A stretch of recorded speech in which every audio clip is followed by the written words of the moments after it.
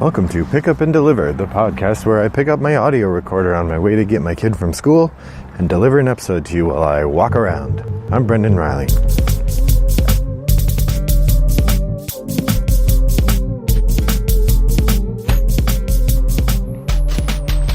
Good afternoon, friends.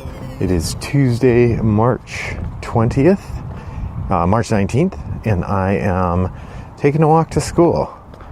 I just through a mix of weird circumstances, I was not able to record on my way home from dropping my kid off at school, which is when I usually record, or have been the past few months. So I thought I'd record on the way there, which means that I'll probably just cut off abruptly as I approach the busy street. So apologies in advance. I didn't really have a strong topic for today. I've been thinking about things I might want to say, but nothing's really come across the transom that made me feel like, oh man, I got to do an episode about that. But I have been playing a lot of games lately, so I thought it might be fun to check in, particularly about a few older games that I've been playing. By older here, I don't mean like games from the 50s or anything. I just mean games that are not new to me, and kind of talk a little bit about the experience of the return to those. So if you've played these before, these will be familiar.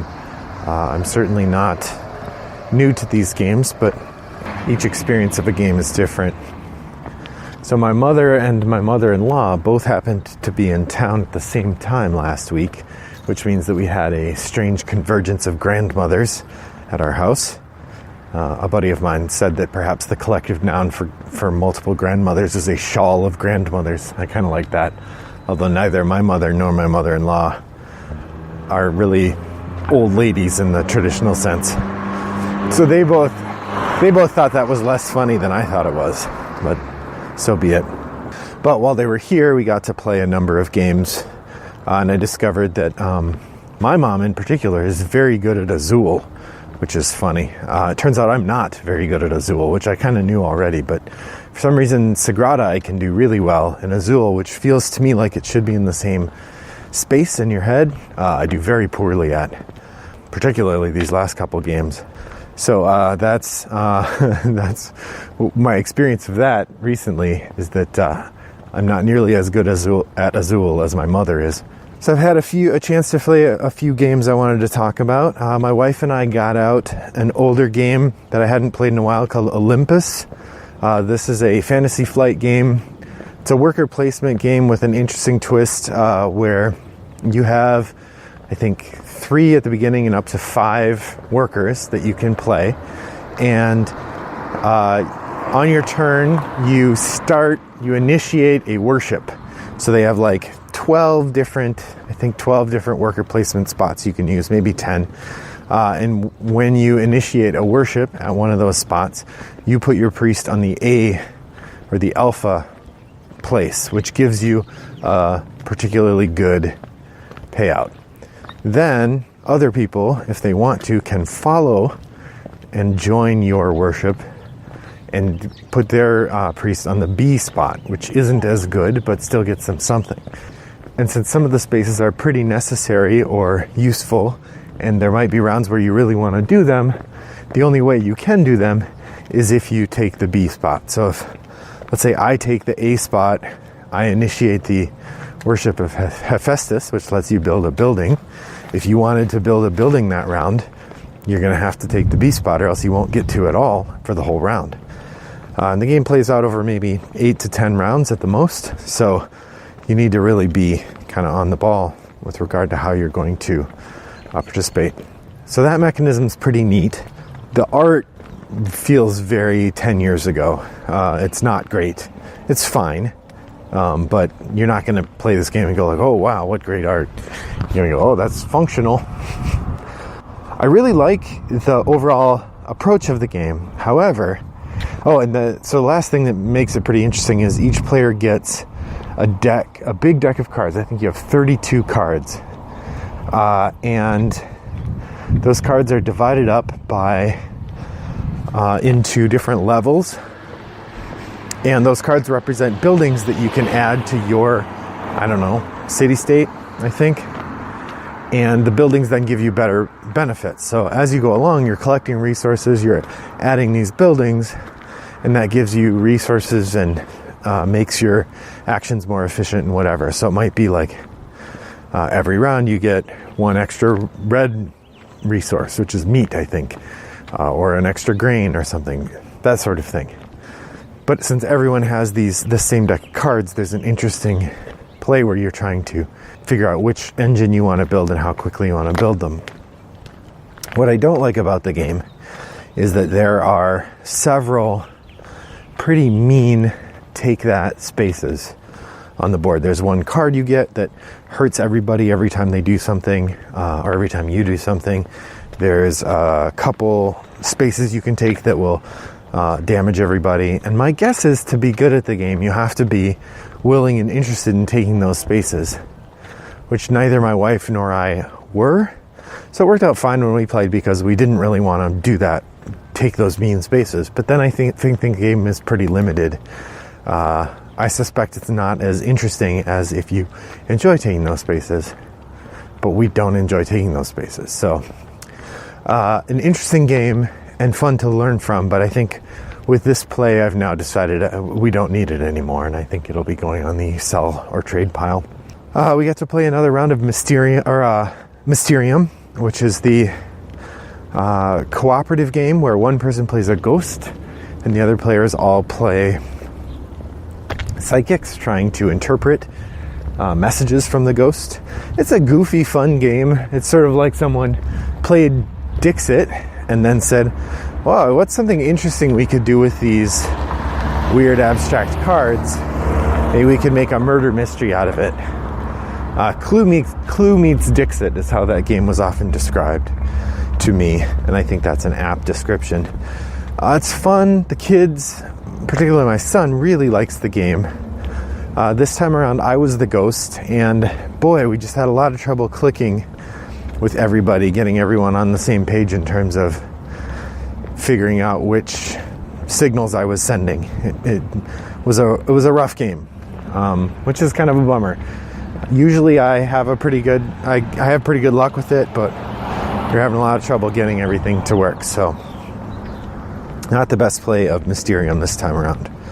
On the other hand, we had a great play of Elder Sign, which kind of reignited my interest in that game. Hadn't played it for a while, but we played just the base game. I mean, I never played just the base game. I always have the first expansion mixed in, the one with the blessed and the cursed cards.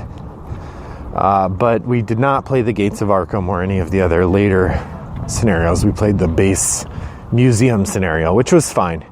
And we used one of the easier enemies, Nyarlathotep, actually. And that worked out nicely. We clobbered him and had a good time doing it. Made me want to get out the game and try out the Omens of Ice expansion, which I think I will do sometime soon, because that's fun. So Elder Sign, yes, still holds up. And finally, I just wanted to talk for a minute. I did get to try a new game. This is Newton. It came out last year at Essenspiel, I think. And I regret to say I don't remember the names of the designers. But it's a really interesting game where you are, I don't even know what the theme is. You are developing your learning in the very beginning of the Restoration Age or the Age of Enlightenment. You're touring around, learning about alchemy and stuff. It's played on a map of Europe, and you have a board that looks a little bit like the bookshelf from Ex Libris, almost. It's got a grid, and you're filling in tiles, and then you score based on how those tiles are filled in. But there's all these different tracks that you can progress your pieces along, and you get different things as you progress along those tracks. It reminds me a little bit, in how the board and those pieces move, it reminds me a little bit of Orleans, in that it's got a board and it's got a few tracks, and you get different bonuses as you move along the tracks. It reminds me a little of Coimbra, in that when you're taking actions, you're often thinking about 2 or 3 different things that the action can do. and that's a particularly spicy choice. I would say I don't really feel like the theme comes through very well, in part because there's so many mechanisms to keep track of. It's really hard to even put your mind around what the different mechanisms are meant to be doing narratively. So it ends up being a kind of abstract puzzle, which is fine. So that part is not as engaging to me. If I think about other games that have this level of sort of crunchiness, most of them the theme kind of washes off. Coimbra is the same way. You don't really know. I mean, there's an argument about what you're doing with these different elements, but it's not really clear what you're doing. The same goes for Orleans, frankly. But it was very satisfying and a really interesting puzzle to deal with. Definitely a game I would happily play again if someone got it out and said, hey, let's play some Newton. Really enjoyable and well worth a play if you get a chance. So that's a little update from me halfway through March here of the games I get to play. Tonight I'm helping a friend play test. I had a little bit of a schedule screw up where I double booked myself, so I'm missing a game of brass tonight, which I'm very sad about. But I'm excited to help my friend play test his game. I've decided that I'm going to start using my Google Calendar to keep track of the games I'm supposed to play, because I've now twice screwed up and either left someone out or double booked myself or something like that, and that's no fun. I don't want to be the kind of friend who does that. So solution on its way in. The last bit of news, I did manage to acquire a couple more games. A belated Christmas present from my mother resulted in a copy of Underwater Cities being pre-ordered for me. I don't know when that'll come, but I'm very excited to know I have a copy reserved. And then some Amazon points burning a hole in my pocket. I ended up ordering Transatlantic after I watched Rado's video of it and decided it really is for me. It seems to be faster Concordia with a theme I like. And I also ordered the Terraforming Mars expansion Colonies. There was a snafu, so I had to send it back. The picture was Colonies, but the description said Venus Next, and they sent me Venus Next. So I sent that back, and I ordered again, double checking that both parts say Colonies now, so hopefully it'll be coming soon. And I'll get to try that again. Terraforming Mars is an excellent game, and I'm looking forward to playing it again. So, what have you been playing? Pop by the guild and let me know. Otherwise, I'll talk to you next time. Thanks for joining me. Bye-bye.